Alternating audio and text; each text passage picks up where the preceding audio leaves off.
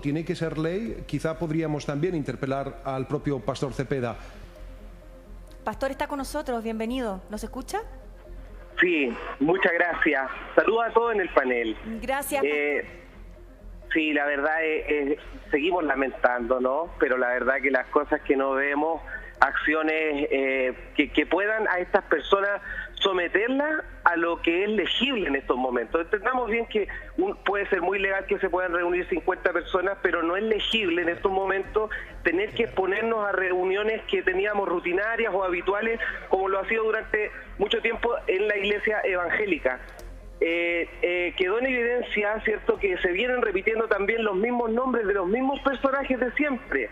Para nosotros significa solamente una pura palabra, o sea, estamos frente a una generación de pastores rebeldes y corruptos. Yo lo digo con todas sus letras porque entendamos bien que esta gente no busca otra cosa más que poder seguir solventando lo que ha sido para ellos el Evangelio. El Evangelio, lo que para nosotros significa la religión evangélica, la creencia, ¿cierto?, misma de esta religión protestante o de esta creencia. ¿A algo económico? Disculpe que lo interrumpa, ¿usted se refiere a lo económico? Sí, es que estos ministerios se caracterizan por hacerse de todo su patrimonio familiar, personal, congregacional, ministerial, a través de las pedideras a la gente, a través del dinero de la gente. Entonces muchas veces nosotros nos encontramos con distinta gente que tiene que llevar distintos cargos, distintos pesos, porque estos ministerios les exigen, para poder estar dentro de estos ministerios, el diezmo, la ofrenda, la primicia, la venta de libros a través de su librería, sus ventas de CD, sus ventas de libros. Pastor, hemos hablado con usted, llevamos hablando 2 semanas y hemos tocado diferentes casos que hablan de la religión evangélica. No estamos para nada generalizando, estamos justamente yendo a las noticias que surgen, en este caso con la iglesia, en hechos puntuales y particulares. ¿Qué pasa? Porque lo hemos hablado, usted lo dijo, falleció un obispo, lo dijo Amaro, falleció un obispo, hemos hablado de la gravedad de diferentes casos. ¿Por qué no toman conciencia? Lo hemos conversado, llevamos 2 semanas hablando de esto, pastor. Lo vemos, sí, de verdad es lamentable porque el otro día interpelábamos al senador Moreira y después relataron de que habían llegado a un acuerdo con la iglesia, que no era necesario generar una norma. Pero hay un versículo en la Biblia que dice que, no sé, hay como los mulos o como las mulas que necesitan tener un cabestro para poder ser guiados. Y esta generación de pastores que hoy día son buenos para dar la nota alta en televisión, a través de la opinión pública y a través de nuestra sociedad, por sus malos actuar, sus malos procederes, lamentablemente parece que necesitan esa norma que los pueda regir, porque de otra manera no tenemos cómo fiscalizarles, no tenemos cómo poder limitar esa libertad con la que hoy día, y esa irresponsabilidad, no esa libertad, perdón, esa irresponsabilidad con la que hoy día están llamando y convocando a sus feligreses, ¿Pastor?, a seguir congregándose en medio de esta crisis mundial. Usted usó la palabra corrupción, pastor. ¿A qué se refiere específicamente con eso? Porque usted dice, claro, en muchos de ellos puede haber, y particularmente en este caso, un interés económico, ¿no es cierto?, de seguir de alguna manera recibiendo no solo el diezmo, sino que también con otro tipo de actividades que significan un ingreso importante. ¿Pero por qué corrupción?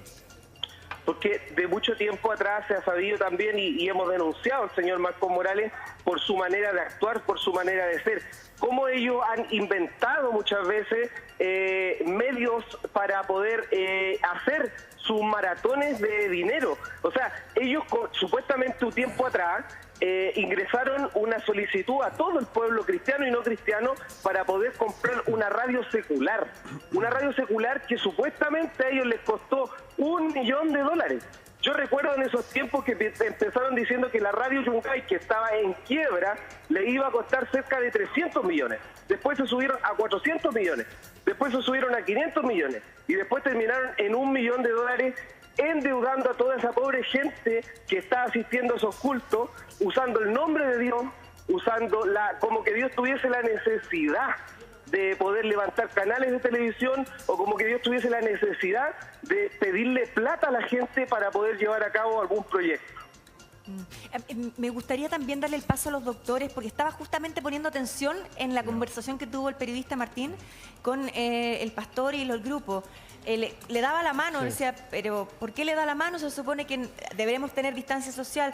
Bueno, eso es lo que piensas tú, no es lo que pienso yo. O creo que dijo, o no es la norma, no es parte de la norma darse la mano, no.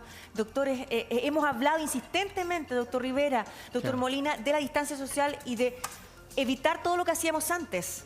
Bueno, es evidente que ahí lo que se está haciendo es se está transgrediendo todas las cosas a las cuales nosotros hemos ido diciendo desde los primeros días de la pandemia, que es la distancia social, que es no el acercamiento físico, etcétera.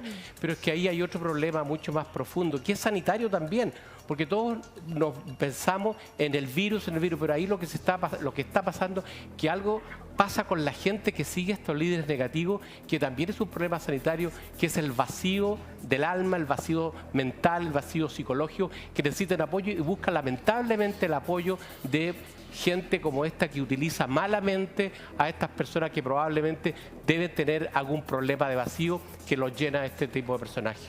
No cabe duda que parece que hablamos chino, no nos entiende nadie. Insistimos y un poco agregando lo que decía el ex senador, o sea, el senador Alamán, somos porfiados, somos medios obsesivos compulsivos.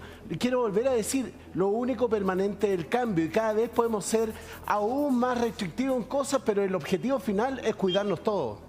Pero, senador, porfiado no es una palabra muy liviana. Escuchaba en la mañana, te veía Polo con Carlos Zárate revisando lo que había pasado en Brasil con Bolsonaro. Sí. Y esa tremenda congregación masiva. Y tú dijiste una palabra, esto puede llegar a ser casi... No, eso puede tener visos criminales. Eso, dijiste, visos criminales. En el caso, no sé si vieron esas imágenes, no sé, Heraldo, a ver, nos puede colaborar con eso.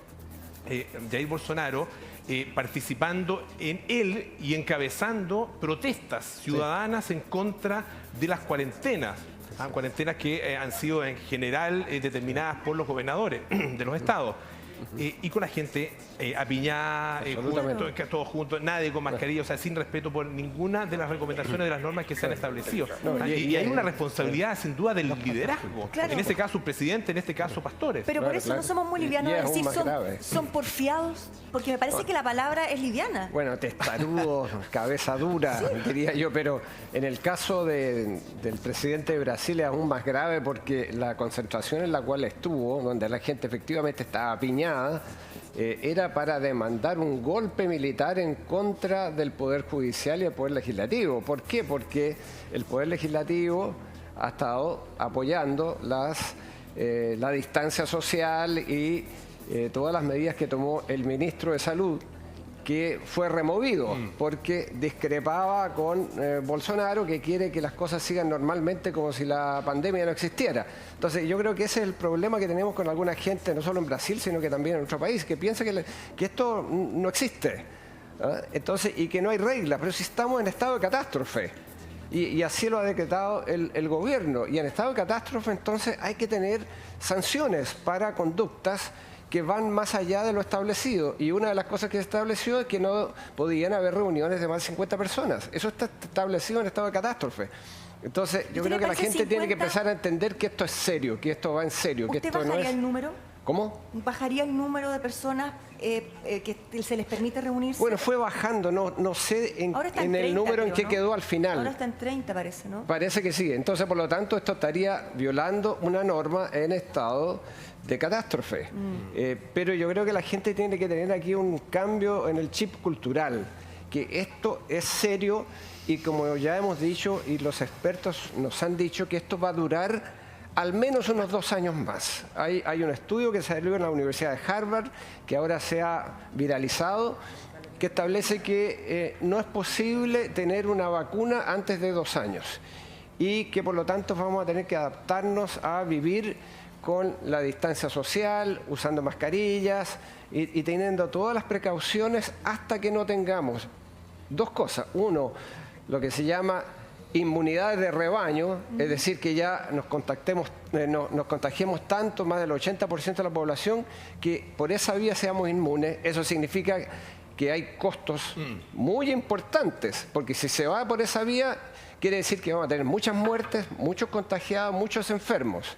y vamos a tener entonces sobrepasado la capacidad hospitalaria. Esa es una manera. La otra manera es mantener la distancia social, la precaución, las indicaciones que nos dan las autoridades sanitarias hasta que se encuentre la vacuna, que se piensa serán 18 meses, 2 años. Entonces, el pastor y los feligreses tienen que entender que vamos a tener que vivir con estas medidas y que estas medidas van a ser no solo para ellos, sino que para la comunidad en general. Y eso creo que necesita un cambio cultural.